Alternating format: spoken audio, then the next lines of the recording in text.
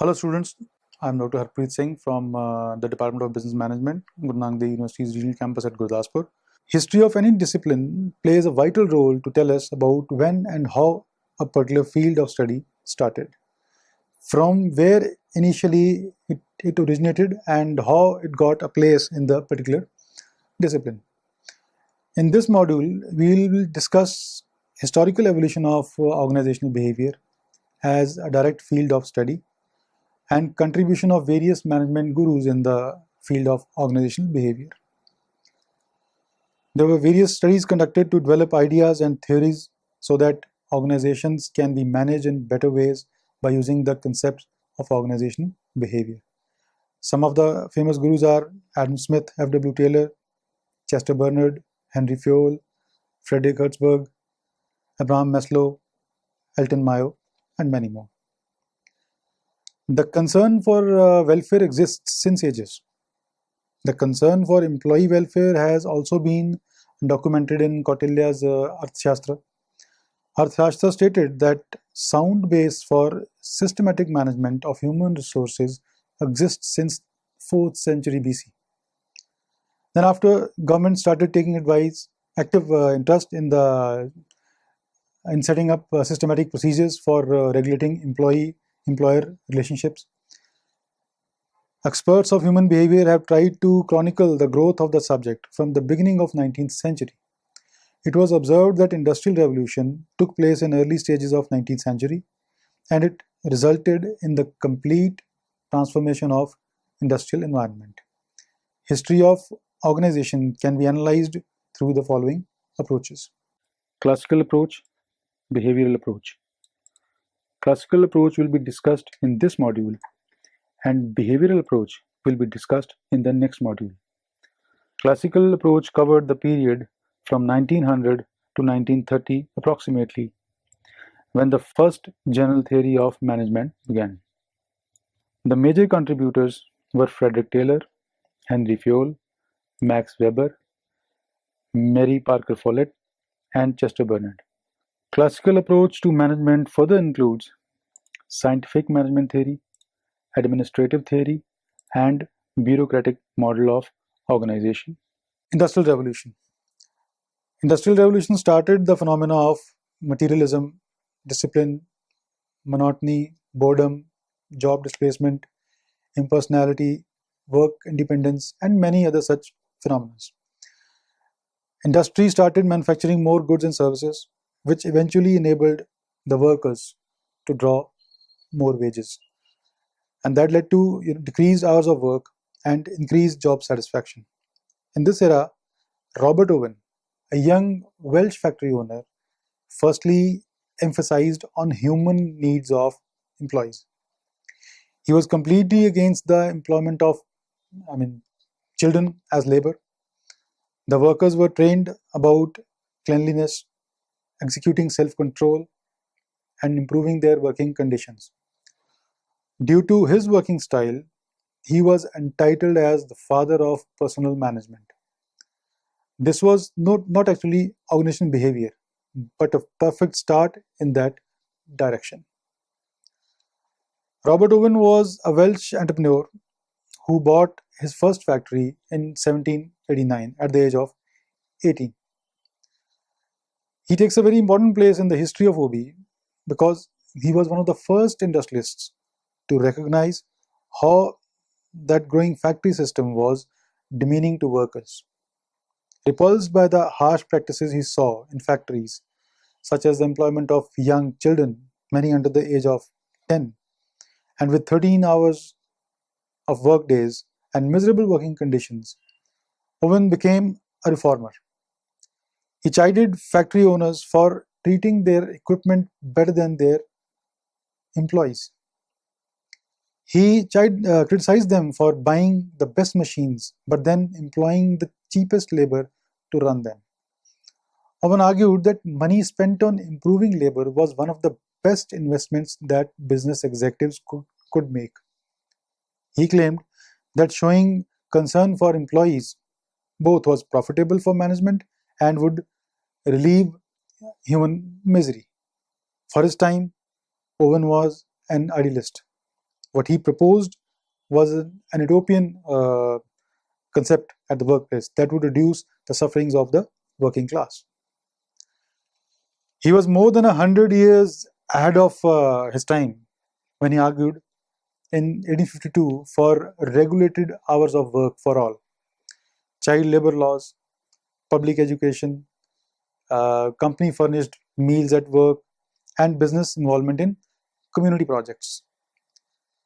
The history which has become a past now shows how each management visit contributed towards the welfare of employees, their betterment of their working conditions, and hence eventually increasing the productivity. In 1835, Andrew Urey, in his book The Philosophy of Manufacturers, considered human factor as one of the important factors of production, besides other commercial as well as mechanical factors. Due to his strong belief in human factor, he provided medical treatment and sickness payments to the employees of the organization. In India, J.N. Tata was the first person to express his interest in the welfare of his employees. Scientific management. Frederick W. Taylor gave this approach. He is also referred to as father of scientific management because he gave a concrete shape to the generalizations propounded by other management scholars. He was the one who generated the interest in the welfare of workers in the 1900s. Taylor began his career as a mechanist and progressed as a chief engineer. In light of the problems faced by the workers, such as widespread inefficiency, wastage of material, faulty equipments, restricted output, inadequate training of the workers, and little cooperation between management and workers, he suggested a few practices for managing the things in a better way. Taylor advocated the selection of right people for the right jobs, placing them to the jobs to which they suited better, providing them adequate training and appropriate remuneration. Though Taylor's scientific management approach aimed at operational efficiency, he also attempted to point out the importance of human resources. Taylor published a book, Principles of Scientific Management, in 1911. His philosophy of scientific management can be expressed in terms of following principles. Science, not a rule of thumb. According to this principle, scientific rules should be used for solving the routine problems and taking decisions. The rule of thumb approach says that hit or miss approach should be replaced with the rule of thumb. Problem should be studied thoroughly, and for that, data should be collected and analyzed. Therefore, intuitions should be replaced with facts. Harmony. This principle states that workers and departments of the organizations are subunits which work together to accomplish common goals. Therefore, there should be complete harmony in the functioning of these subunits. Cooperation and not individualism. According to this principle, cooperation should be promoted and not individualism. Contributions of all the individuals in achievement of organizational goals should be equally acknowledged. Maximum output. Production of the goods should be done in accordance with the maximum capacity of the production unit. The reason behind this is that when the production will increase, overall cost will decrease. Development of each man to his greatest efficiency. This principle rightly says that efficiency of the individuals should be enhanced for the prosperity of the workers and the organizations that they are working in. Organizations should provide adequate training to the workers in order to develop their capacities and potentialities to the maximum level. Techniques of scientific management. Taylor developed many techniques of scientific management on the basis of his experiences at shop floor. These are scientific study and planning of the work.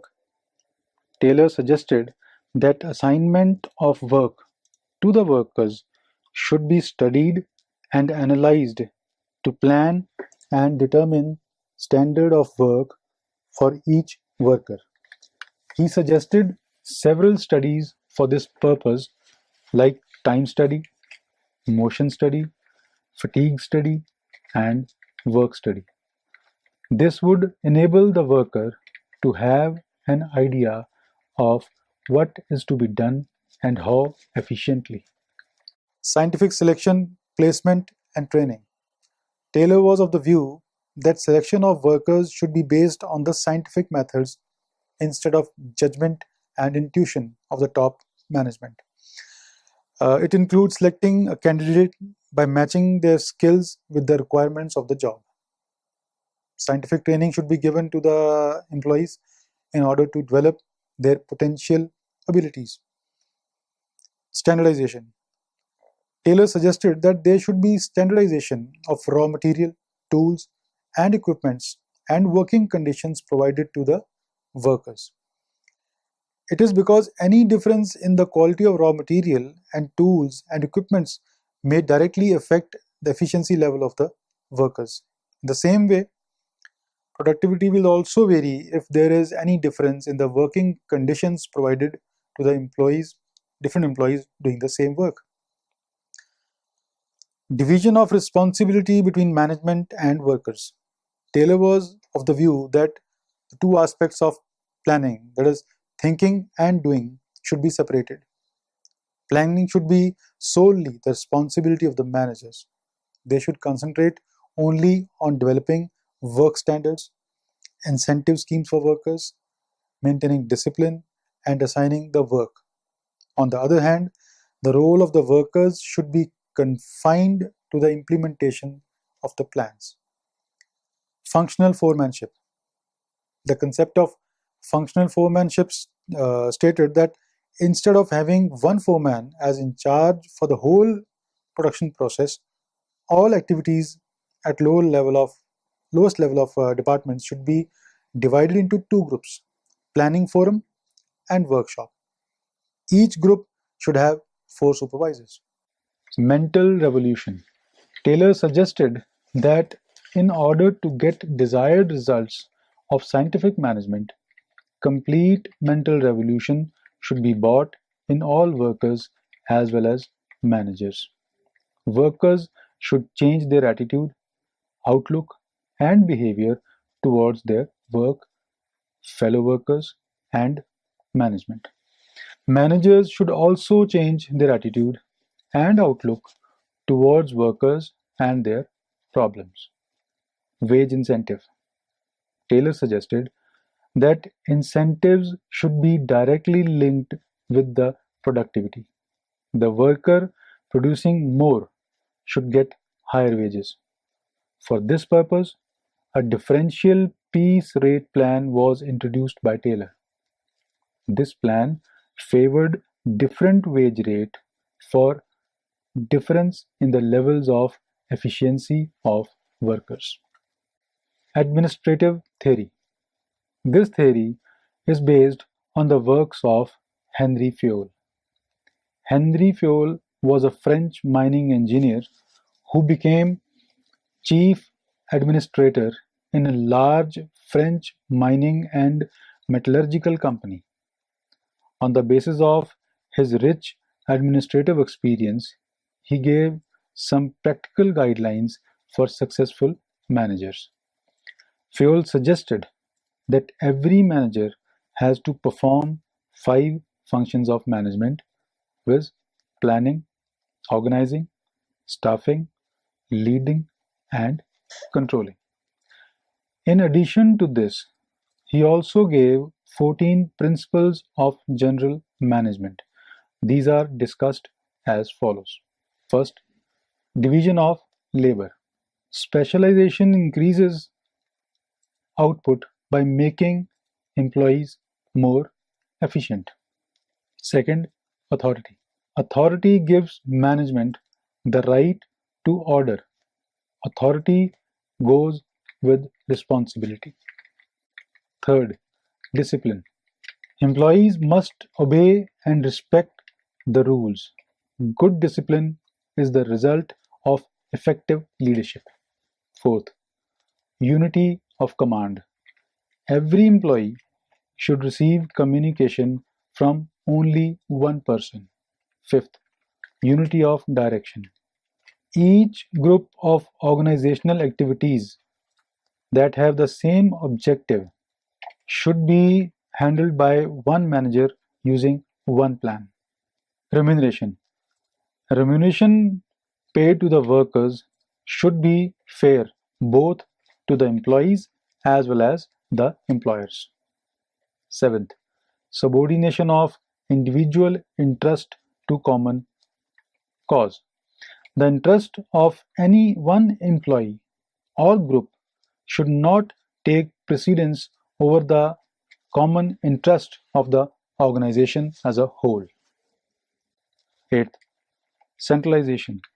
The optimum degree of centralization should be maintained in the organization. Ninth, scalar chain. The scalar chain measures the line of authority from top management to the lowest ranks. Communication should follow this chain. 10th, order. Material and people should be in the right place at the right time. 11th, equity. Workers should be paid for the equal amount of work done. 12th, stability. High employee turnover is inefficiency. Management should provide personal planning and ensure replacements. 13. Initiative. Employees should be allowed to be innovative and carry out the plans with high levels of effort. 14th. Esprit de corps. Promoting team spirit will build harmony and unity within the organization. In addition to the 14 principles, Fayol also suggested 5 basic elements or functions of management. These elements are explained below. The first one is planning. This element of management precisely deals with strategy formulation and determination of objectives. Action planning, dividing the plan into necessary phases, and deciding about the technology to implement the plan is the primary focus of planning. It has been very rightly said that organizations which do not perform well, they don't plan to fail, they simply fail to plan. Next one is organizing. Managers should organize and allocate the necessary resources to the employees in order to execute the plans. Such resources include raw materials, tools and equipments, capital, and also human resources. Next one is command. Managers should also delegate the authority to their lower level staff and empower them to make decisions affecting their specific areas of responsibility. In coordination. Coordination is said to be the essence of management. Managers must ensure high level coordination and integration between all the units and systems of an organization. And the last one is monitoring and controls. Managers must compare the performance of the employees with the standards set for them. That is, they must compare the actual performance with the desired performance of the employees. A manager should also take corrective measures to rectify if there is any deviation or a bottleneck which is creating a difference between the standard and the actual performance of the employees. Fayol also recommended that in order to perform managerial functions effectively, a manager must possess physical qualities, mental ability, moral education, general education, experience, and special knowledge, etc. Fayol's principles and functions of management were appreciated widely. Therefore, he is also referred to as the father of modern management. Bureaucratic model of organization. Bureaucratic model was developed by a German social scientist, Max Weber. According to Weber, bureaucratic form of organization is more efficient because of high degree of precision, efficiency, objectivity, and rationality. This form of organization is very popular in government organizations and military organizations. Besides that, every well-organized and well-managed organization implement some elements of bureaucracy. Characteristics of bureaucratic model as suggested by Weber are: division of labor. This principle refers to the division of work and assignment of the same to the workers on the basis of their skills, aptitude, and abilities. Chain of command. A hierarchy of authority and responsibility is followed in the bureaucratic organizations. Such relationships are based on the positions and not on the persons. Rigidity in compliance with procedures and framework of rules. To regulate and control the working behavior of employees, a set of rules and procedures should be implemented on them, subject to strict compliance of the same. Impersonality. Bureaucratic organizations don't operate on the basis of emotions, feelings, and personal attachments.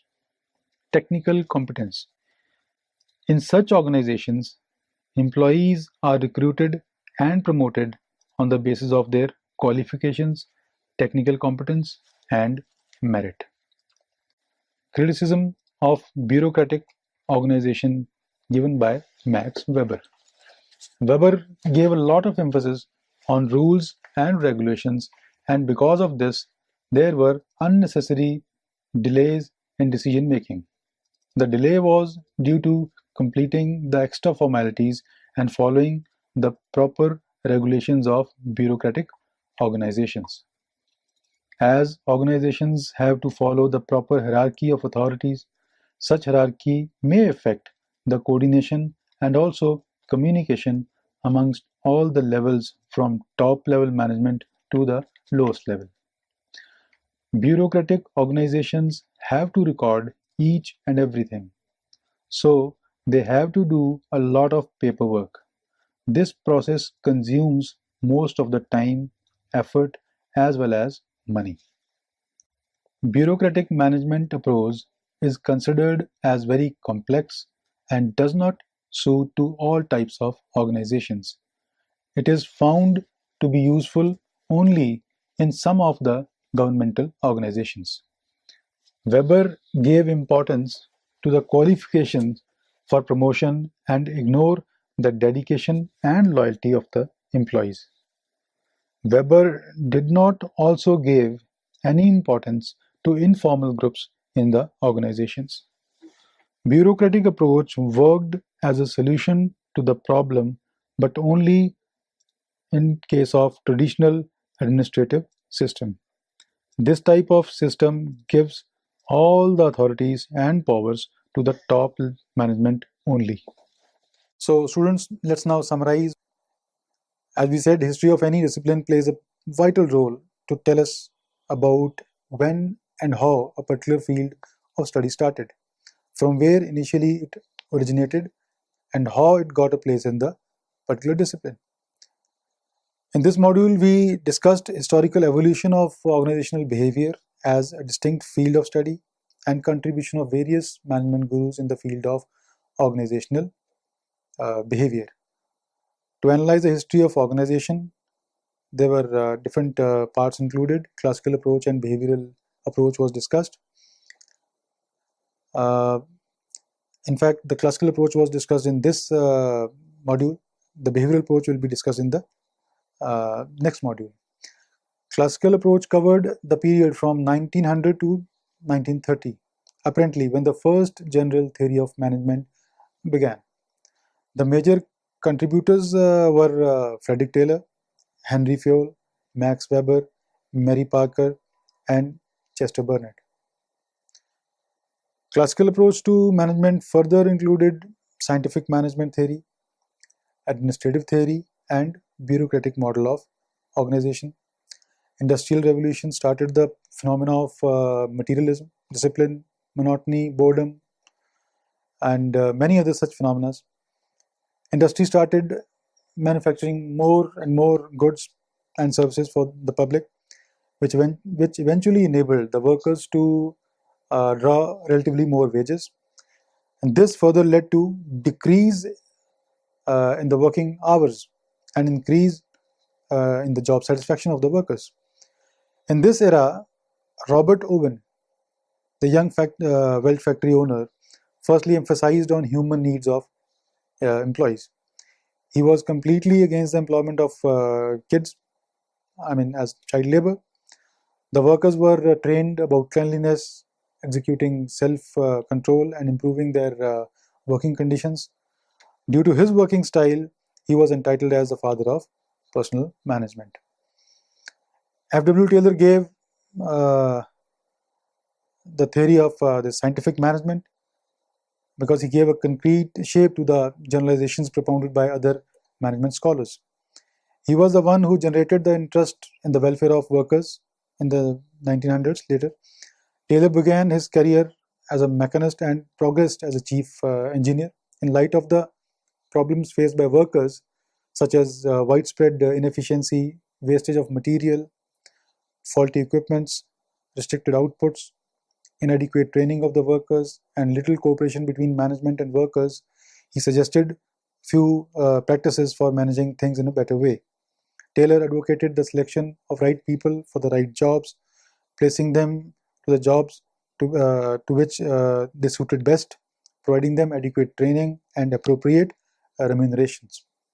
This theory was based on the works of Henry Fayol. Henry Fayol was a French mining engineer who became chief administrator in a large French mining and metallurgical company.